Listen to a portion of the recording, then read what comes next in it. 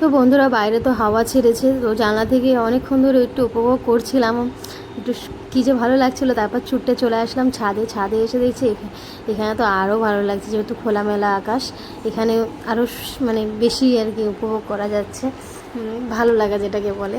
তো অনেক দিন ধরেই আর কি বৃষ্টি বৃষ্টি হচ্ছে না, আজ একটু বৃষ্টি হলে মন্দ হয় না, কি বলো? তাহলে মানুষগুলো একটু শান্তি পায়। তো বন্ধুরা, এই যে এখন বৃষ্টি নেমে গেছে, কি যে ভালো লাগছে কি বলবো। এত গরম পড়েছিল, মানুষ একদম পাগল হয়ে যাওয়ার অবস্থা একদম। তো পাখা চললেও ঘাম টপ টপ করে পড়ছে, এরকম অবস্থা। গরমে সবার দিশেহারা অবস্থা। তো এখন এই বৃষ্টিটা দিয়ে একটু হলেও মানুষ শান্তি পাবে, একটু ঠান্ডা ঠান্ডা ওয়েদার, বেশ ভালো লাগছে। কি সুন্দর হাওয়া, দারুণ দারুণ লাগছে বন্ধুরা। জোরে আয় বৃষ্টি। ও, একদম মনটা শান্তি হয়ে গেল। ও, দারুণ হাওয়া, দারুণ। এই হাওয়াটা উপভোগ করছি, এত ভালো লাগছে বন্ধুরা।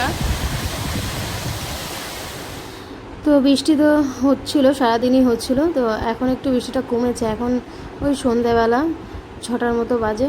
তো সারাদিন আজকে ভিডিও করতে পারিনি, ওই বৃষ্টির ভিডিওটা করলাম, তারপরে কিন্তু অনেক কাজ করেছি, কিন্তু ভিডিও করা হয়নি। কারণটা হচ্ছে গিয়ে আমার ফোনে চার্জ ছিল না, আর বারবার কারেন্ট যাচ্ছিলো আসছিলো, তো সেই কারণে। তারপরে মাথায়ও খুব যন্ত্রণা করছিল, ওই দুটো মিলিয়ে মিশিয়ে আর কি। তোমাদের তো বলেইছি, এখন খুব মাথা যন্ত্রণা করে, হয়তো এই ফোনের কাজ করি তো সেই জন্যই হবে হয়তো। সারাক্ষণ ফোনের দিকে তাকিয়ে থাকলে, সারাক্ষণ ফোন ঘাঁটলে তো অবশ্যই মাথা যন্ত্রণা করবে, এটা তো আর কেউ রুখতে পারবে না, তাই না? তো যাই হোক, মাথা খুব যন্ত্রণা করছিলো, আর ওদিকে ফোনে চার্জও ছিল না, তো একটু রেস্টও নিয়েছিলাম। তো সব মিলিয়ে মিশিয়ে আজকে আর সারাদিন কাজ করতে, মানে কাজটা দেখাতে পারিনি তো। তারপরে এখন ওই যে সারাদিন অন্যান্য কাজ করলে ওই যে বিছনাটার, কিন্তু বিছনা চাদরটার পাতানো হয়নি। তো আজকে দেখো ওই যে নতুন একটা বিছনা চাদর পেতে নিলাম। এটা তো অনেক দিন আগেই কিনেছি, অনেক মাস হয়ে গেছে কেনা হয়েছে। তো ভেবেছিলাম পরে আস্তে আস্তে পাতাবো। তো দেখো এই যে এখন সুন্দর করে পাতিয়ে দিলাম। আর এই কালারের বিছনা চাদরগুলো কিন্তু বেশ ফোটে, কিন্তু মানে বিছানায় পাতালে।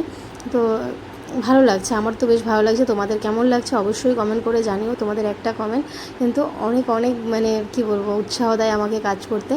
তারপর দেখো এই যে বালিশের কাভার, এই বিছনা চাদরের সঙ্গে ম্যাচিং করা আমার কাছে বালিশের কাভার ছিল না, তো যা আর কি ছিল সেগুলো দিয়েই আর কি ম্যাচিং করানোর চেষ্টা করলাম। খুব একটা ম্যাচিং হয়নি তা জানি, তারপরেও যেটা আছে সেটা দিয়েই, বলে না মানুষের যতটুকু থাকে, তোমার যতটুকু থাকবে তুমি তাতেই খুশি থাকার চেষ্টা করবে, দেখবে তার থেকে শান্তি কিন্তু আর কিছুই মানে থাকে না, না?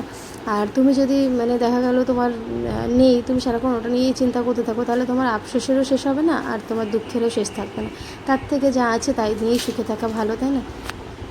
তো আমার বিছানার চাদরটা পাতানোর পর কেমন লাগছে দেখো, আমার তো বেশ ভালোই লাগছে। নতুন কিছু বাড়িতে আনলে সেটা ছোট হোক বা বড় যাই হোক না কেন, আমার খুবই আনন্দ লাগে, কারণ একটু একটু করে সব কিছু আর কি তৈরি করছি, তো নিজে হাতে করে বেশ ভালোই লাগে। আর এই যে দেখছো, আজকে কিন্তু আরও একটা নতুন জিনিস এই যে বার করে নিলাম, এটাও অনেক দিন হয়েছে কেনা হয়েছে।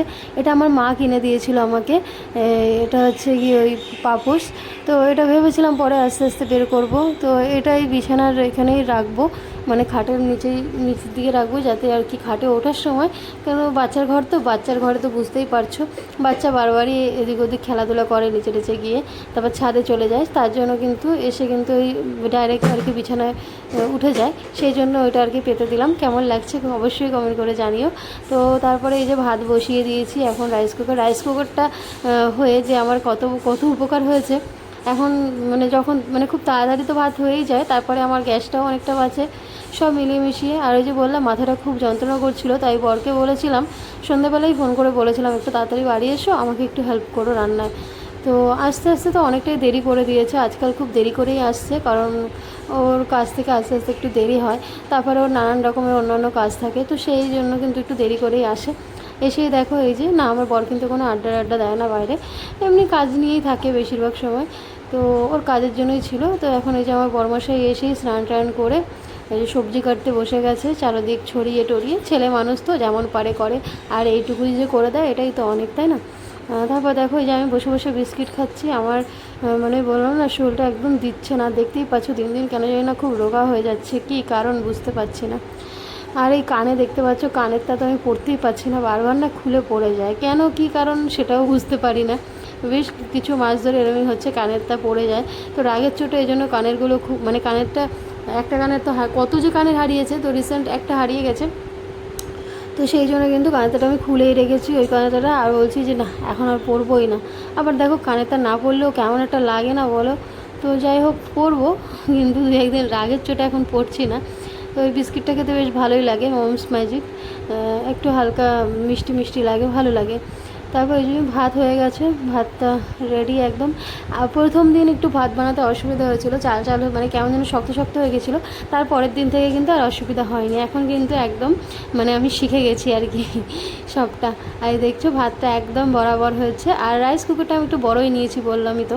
তো ওই জন্য ভাতটা একদম নিচের দিকে, মনে হয় যেন কিছুই নেই এতে, তাই না? তো যাই হোক এতেই আমাদের হয়ে যায়।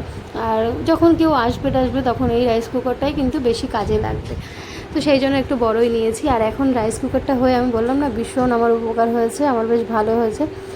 তারপরে এই যে বড়মশাই রান্না করছে আর আমি একটু একটু করে ভিডিও করছি। এবার তোমরা অনেকেই বলবে যে হ্যাঁ তোমার মাথা যন্ত্রণা করছে, অথচ তুমি ভিডিও করতে তো তোমার অসুবিধা হচ্ছে না। দেখো ভিডিও করতে কি এমন অসুবিধা, হাতে ফোন নিয়ে ভিডিও করতে কি এমন লাগে, তাই না?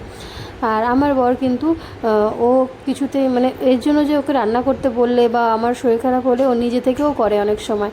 আর এই দেখো মাছের মাথা ভাজছে, কাতলা মাছের মাথা ছিল। আর এখানে দেখো কি সুন্দর করে সব কেটে টেটে নিয়েছে আর সব একসাথে রেখেছে, আমরা যেমন আলাদা আলাদা করে রাখি, ও ছেলে মানুষ তো যেমন পেরেছে রেখেছে। আর এখানে হচ্ছে কি মায়া মাছ ফ্রাই করেছে, তার সঙ্গে গরম গরম ভাত বেড়ে নিচ্ছি। আর তার সঙ্গে ওই যে আলু দিয়ে পেঁয়াজ দিয়ে টমেটো দিয়ে কাতলা মাছের ঝোল করেছে আর কি, যতটা পেরেছে, মানে আমাদের মেয়েদের মতো তো আর অতটা পারবে না, তবে ভালোই রান্না করেছে জানো তো।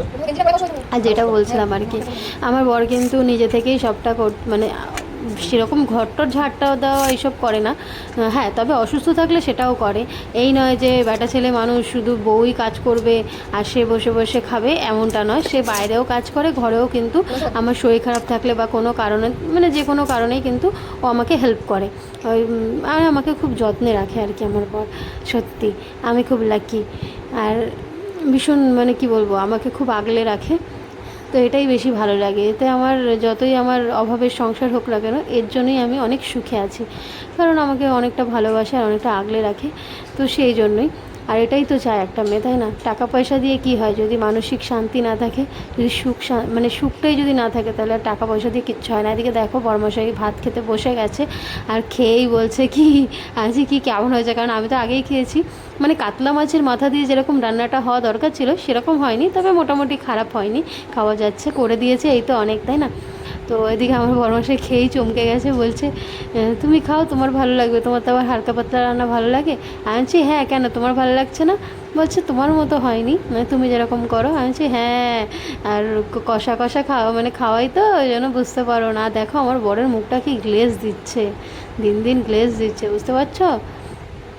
তো যাই হোক এখন ওই নিয়েই আর কি মজা করছিলাম আমরা।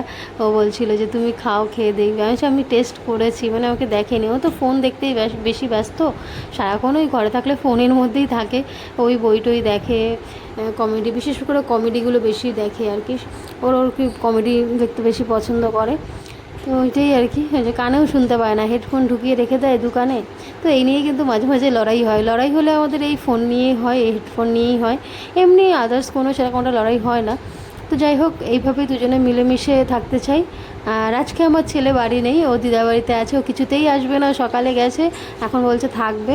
তো এই জন্য একটু ঘরটা ফাঁকা ফাঁকা লাগছে, নিস্তব্ধ লাগছে, ও থাকলে বেশ ঘরটা জমজমাট হয়ে থাকে আর বেশ ভালোও লাগে জানো তো। বাচ্চা না থাকলে না ঘরে কেমন একটা লাগে। যাই হোক এখন তো ছুটি আছে, ওই জন্য দিদা বাড়িতে গেছে, আর দিদা বাড়িতে গেলে তো কিছুতেই আসতে চায় না, ওই যে ভালোবাসা যেখানে পাবে বাচ্চারা তো সেখানেই যাবে, তাই না? ভালোবাসা কিন্তু বাচ্চারা খুব বোঝে।